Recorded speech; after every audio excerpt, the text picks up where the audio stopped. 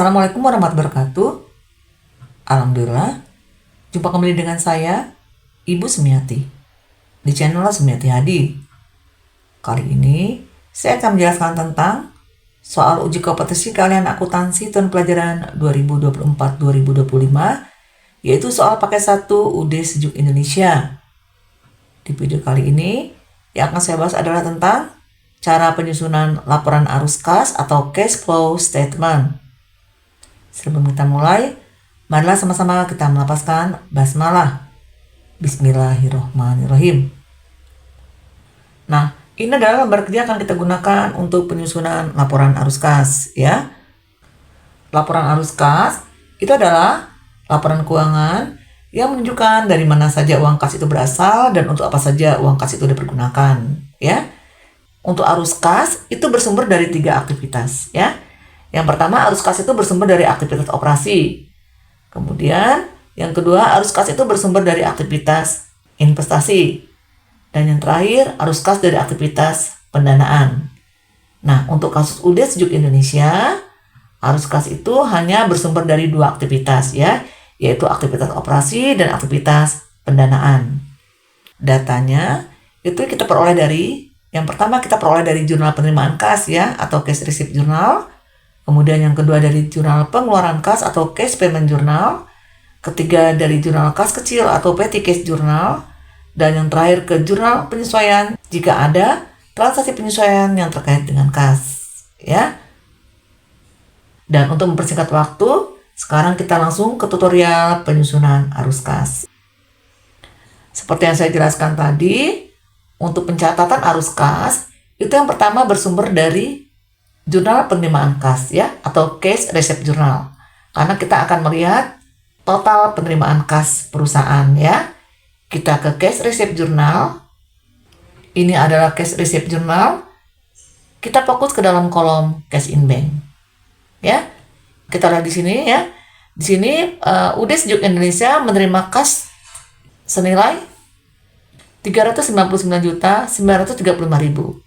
Nah, penerimaan kas senilai 399.935.000 ini bersumber dari yang pertama pelanggan tunai, berarti ini ada penjualan tunai, ya. Kemudian yang kedua kita terima dari toko Adnan, ini berarti pelunasan piutang. Kemudian toko Zahra juga pelunasan piutang dan toko Julfa juga pelunasan piutang. Berarti untuk penerimaan kas ini semua bersumber dari pelanggan, ya. Kita catat ke dalam arus kas dari aktivitas operasi. Kita catat sebagai penerimaan dari pelanggan, ya. Kita buat di sini penerimaan dari pelanggan, kemudian total kas yang kita terima yaitu 399.935.000. Kemudian setelah kita selesai mencatat data cash in bank dari cash receipt journal, berikutnya kita akan mencatat data cash in bank yang ada di cash payment journal atau pengeluaran kas, ya. Ini cash payment journal, kita fokus ke dalam kolom cash in bank, ya. Nah, di jurnal pengeluaran kas di sini terlihat kalau UD Sejuk Indonesia ini mengeluarkan kas senilai 90.076.000. Pengeluaran kas senilai 90.076.000 ini untuk yang pertama di sini ada pengeluaran senilai 60.606.000. Pengeluaran kas senilai 60.606.000 ini untuk di sini di deskripsi keterangannya adalah titik berkah. Berarti ada pembayaran hutang, ya. Maka di sini kita catat sebagai pembayaran hutang atau pembayaran kepada supplier, ya. Kita ke laporan arus kas.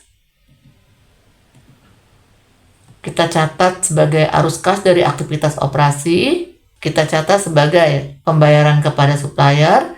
Nah, karena di sini kita membayar, kita buat dalam kurung 60.606.000. Berikutnya kita ke cash payment journal lagi.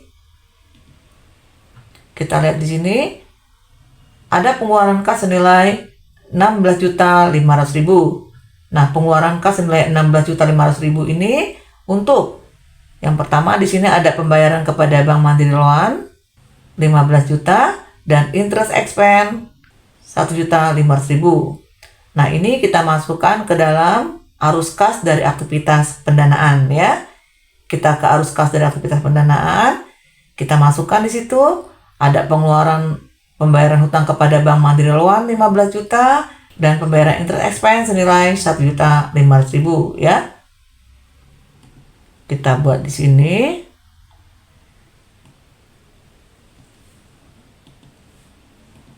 Dan nilainya kita buat dalam kurung ya, karena di sini kita mengeluarkan cash in bank.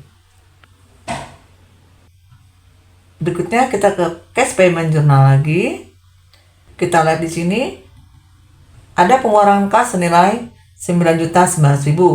Nah, pengeluaran kas senilai 9.900.000 ini untuk pembayaran wages and salaries expense ya, atau untuk pembayaran gaji karyawan. Kita buat di laporan arus kas ini sebagai pembayaran gaji karyawan ya. Kita masukkan ke dalam arus kas dari aktivitas operasi. Kita buat di sini pembayaran gaji karyawan nilainya 9.900.000. Berikutnya kita ke cash payment journal lagi. Kita lihat di sini ada pengeluaran senilai 1.470.000 ya. Pengeluaran senilai 1.470.000 ini untuk pembayaran servis AC. Kita ke laporan arus kas, kita buat pembayaran servis AC ya di aktivitas operasi ini dan nilainya 1.470.000. Kemudian kita ke cash payment journal lagi. Kita lihat di sini ada pembayaran petty cash. Ya, ada pengisian kembali petty cash. Tapi kalau kita lihat di sini perusahaan mengeluarkan kas senilai 1.600.000. Tapi untuk mengisi kas lainnya, yaitu untuk mengisi petty cash 1.600.000 juga. Jadi di satu sisi cash in bank berkurang, tapi di sisi lain petty cash-nya bertambah. Maka untuk transaksi seperti ini tidak perlu kita catat ke dalam laporan arus kas. Ya. Untuk cash payment journal semua sudah kita catat semua untuk pengeluaran cash in bank-nya. Terakhir kita ke petty cash journal. Kita ke petty cash journal. Nah, di petty cash journal ini kita fokus ke dalam kolom petty cash ya. Kita lihat di sini. Yang pertama di sini dikeluarkan petty cash senilai 900.000. Nah, pengeluaran petty cash senilai 900.000 ini untuk pembayaran rekening listrik, telepon, air bulan November ya. Kita buat ke laporan arus kas. Kita buat di sini pembayaran rekening listrik, telepon, air bulan November dan nilainya juga dibuat dalam kurung karena kita membayar ya. Kemudian kita ke petty cash journal lagi. Di sini ada pengeluaran petty cash senilai 700.000. Nah, pengeluaran senilai 700.000 ini untuk pembelian perlengkapan kantor ya. Kita ke laporan arus kas lagi. Kita buat di sini pembelian perlengkapan kantor. Nilainya kita buat dalam kurung 700.000. Ya. Nah, di sini pengeluaran petty cash sudah kita catat semua. Ya. Nah, berikutnya kita di sini akan menghitung total arus kas dari aktivitas operasi ya. Untuk total arus kas dari aktivitas operasi ini diperoleh dari penerimaan dari pelanggan 399.935.000. Ini kita kurangi dengan pembayaran kepada supplier 60.606.000, kemudian pembayaran gaji karyawan 9.900.000, pembayaran servis AC 1.470.000, pembayaran rekening listrik, telepon, air bulan November 900.000 dan pembelian perlengkapan kantor 700.000. Jadi total nilainya 326.359.000. Kemudian kita juga akan menjumlahkan total arus kas dari aktivitas pendanaan ya. Kita jumlahkan di sini 15 juta ditambah 1.500.000 dan karena ini pengeluaran kas kita buat dalam kurung ya. Totalnya 16.500.000. Ini kita buat dalam kurung juga. Berikutnya kita akan menghitung kenaikan bersih kas dan setara kas ya. Ini diperoleh dari total arus kas dari aktivitas operasi 326.359.000 dikurangi dengan total arus kas dari aktivitas pendanaan 16.500.000. Total nilainya 309.859.000. Kemudian kenaikan bersih kas dan setara kas ini akan ditambah dengan kas dan setara kas awal periode. Nah, untuk kas dan setara kas awal periode, ini nilainya diperoleh dari saldo awal cash in bank dan petty cash per 1 Desember, ya. Atau bisa juga dari saldo cash in bank dan petty cash per 30 November, ya. Kita ke buku besar.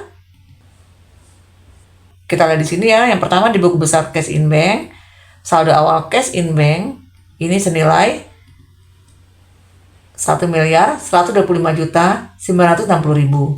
Ini kita tambahkan dengan saldo petty cash ya. Kita tambahkan dengan saldo petty cash yang tanggal 1 Desember juga ya, yang saldo awalnya 10 juta. Ini kita jumlahkan ya. 1.125.960.000 ini ditambah dengan 10 juta ya.